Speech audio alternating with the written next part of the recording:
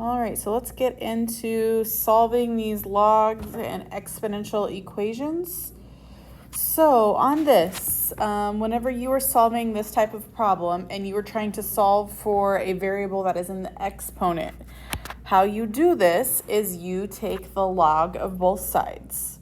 So it would be log, and then you're going to write 81 to the 2x equals log to the 20, or log 27, because when you log one side, you have to log the other. Now, if you remember your log rules from the last section, you're going to take this exponent and move it out front. So you get 2x log of 81 equals log of 27. Okay, now what do? Divide by 2 log of 81. Divide by 2 log of 81, because the 2's will cancel and the logs of 81's will cancel.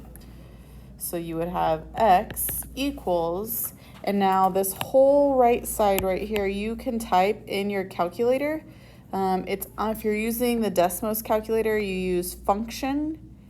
You go to the function tab and then you see log there. So go ahead and type that in your calculator, log of 27 divided by 2 times log of 81. And you end up getting 0.375, or if you wanted to write it as a fraction, it would be 3/8. Okay, if you are using a handheld calculator that is not Desmos, I just wanted to give you a heads up, you will probably have to put parentheses around this denominator because it's 2 times log of 81. So if you're having trouble getting 0.375, that's probably what it is. Put parentheses around the log. But I do encourage everyone to please put this in your calculator so you get used to doing it and you know where all the buttons are. Okay, so let's do another one. So we've got 5 to the 3x equals 100. So now I'm going to rewrite it. Log of 5 to the 3x equals log of 100. Now what do? Well, same thing as you did on the last one. You're going to take that exponent and move it out front. So you have 3x log of 5 equals log of 100. And you need to get the x by itself again. So we're going to divide by 3. And log of 5. Okay, those cancel. And you have x equals, put that in your calculator, and it said in the directions to round to 4 decimal places. That's kind of customary whenever you're doing these types of problems. So I know it's kind of weird, you're not used to that, but so we're going to round to 4 decimal places, and you get, so x is approximately 0.9538. All right, so now let's switch gears. Now we're solving a log equation. This one's actually easier. So log of 3x plus 7 equals 2. What is the base or the log base if it doesn't have a base written? Well, if you remember your log properties, your base is 10. So this will be, if you rewrite it, 10 to the second power equals 3x plus 7. And I'm just using the properties that I used at the beginning of this unit to rewrite logs.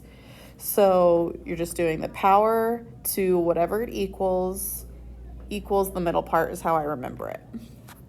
All right, so now it's just algebra. So we got to solve it. So 10 squared would give me 100 equals 3x plus 7. Go ahead and subtract 7 from both sides. So then I have 93 equals 3x. Divide by 3. Divide by 3. So x is 31. Easy enough, right? Okay, next one. Again, we're solving another log problem, so let's rewrite it in exponential form. So this would be 27 to the 1/3 equals 4x minus 1. And you can put parentheses around the 4x minus 1, but they're not doing anything, so I'm going to drop them.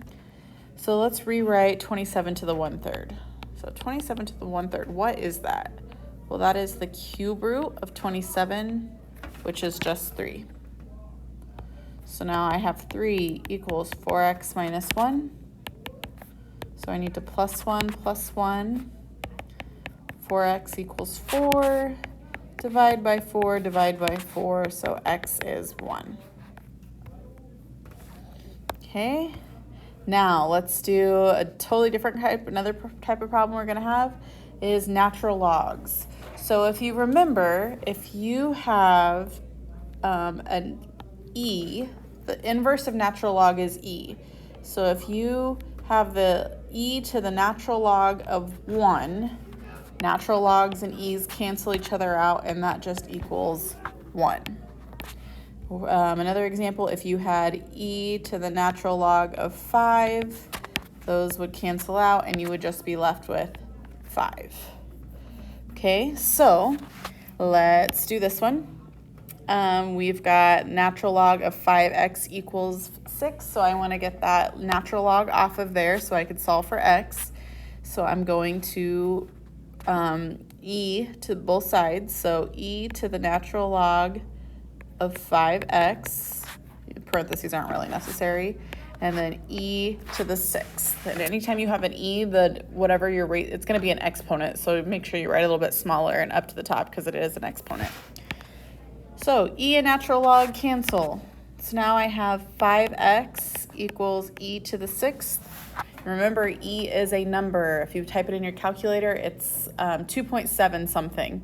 It's an irrational number, kind of like pi. So now we have 5x equals e to the 6th.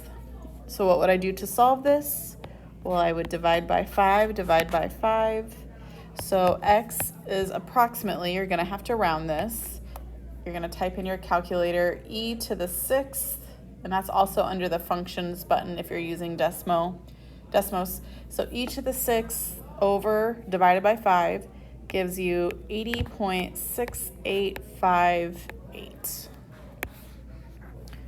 Okay, last problem. Now we have an e problem. Well, what's the inverse of e? You got to natural log it. So I'm going to do natural log of both sides. So natural log of e to the x plus 2. Natural log and e cancel each other out, and you have x plus 2. Oh, I forgot to write 17 over here. So equals natural log of 17. So now what do I need to do to solve? I'm just going to minus 2 minus 2. So x equals the natural log of 17 minus 2. Some of you may be tempted to say the natural log of 15. Don't do that. You can't subtract 17 and 2 because they're not like terms, because the 17 has that natural log on it. So now you're going to type that in your calculator, and natural log is of course in your functions button if you're on Desmos. So natural log of 17 minus 2, x would be approximately 0.8332. Okay, that is it for this lesson. Thank you for watching, and I hope you have a great rest of your day.